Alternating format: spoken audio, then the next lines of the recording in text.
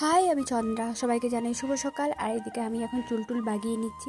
যেমন যুদ্ধ করার আগে যোদ্ধারা রেডি হয়, সেই রকম আমিও সকাল সকাল উঠে আগে প্রথমে চুলটাকে বাগিয়ে নিয়েছি। ঘরে যা টুকটাক কাজ আছে সেগুলো করব। তবে কাজ শুরু করার আগে আমি একটু বাড়িটা ঘুরছিলাম। এত ভালো লাগছিল, ভোর ভোর উঠলে সত্যি দারুণ লাগে, মনটা এত ভালো লাগে আর একটা এক্সট্রা এনার্জি পাওয়া যায় সারা দিনের জন্য।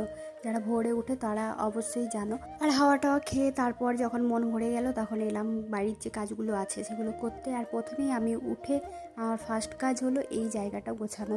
কারণ আমার না গোছালে আমার ঠিক ভালো লাগে না। আমার আমার বাড়ি গোছাতে গোছাতেই আমার সেরকম কোনো কাজ থাকে না, আমি শুধু ঝাঁট দিই আর ঘরটা একটু মুছি।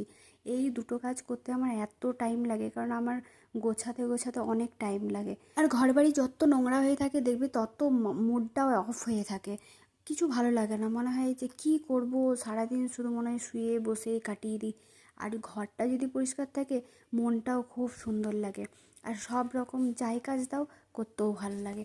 তাই আমি সবার আগে ঘরটাকে পরিষ্কার করি, তারপর ঝাঁটফাট দিয়ে মোছামুছি করি। তাই রোজকার মতো আজকেও আমি সমস্ত কিছু আগে পরিষ্কার করে নিয়েছি, ঘরটাকে ভালো করে গুছিয়ে নিয়েছি, তারপর ঝাঁটফাট দিয়ে তারপর মোছামুছি করব। আর এখন বর্ষাকাল, সেই জন্য যেখানে সেখানে শুধু জামা মিলতে হচ্ছে, কিছু করার নেই। জানলা দরজা সব জায়গাতেই মিলতে হচ্ছে। শুধু আমাদের হয়তো এরকম অবস্থা তা নেই, এখন সবারই অবস্থাই সেম। কী আর করবো। আর সাথে সাথে এত বাজে একটা গন্ধ আসে, তাও মিলতেই হবে, নাহলে পরের দিন কী বা পরবো। আর এইদিকে আমি ঘরটর মোছামুছি করার পর চলে গেছিলাম বাগানটায় একটু ঝাঁট দিতে। পুরো উঠোনটা বা বাগানটা ঝাঁট দেওয়া দেখানো তো সম্ভব নেই, যতটুকু পারি ততটুকুই দেখাই।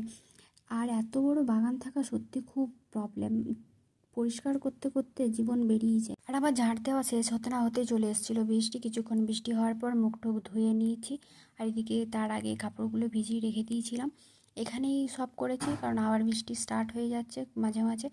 আর আগের দিন মাকে বলেছিলাম কী কী কাচতে হবে দেবে, কেচে দেবো, কারণ আমার মা তো নিচে বসতে পারে না হাঁটুর জন্য, একটু প্রবলেম আছে। সেই জন্য কাপড় টাপড় আমি আর আমার বোনই কেচে থাকি। মাও মাঝে মাঝে কাচে, তবে একটু কষ্ট হয়, নিচে বসতে পারে না তো, সেই জন্য হাঁটু নিয়ে সত্যি খুব প্রবলেম।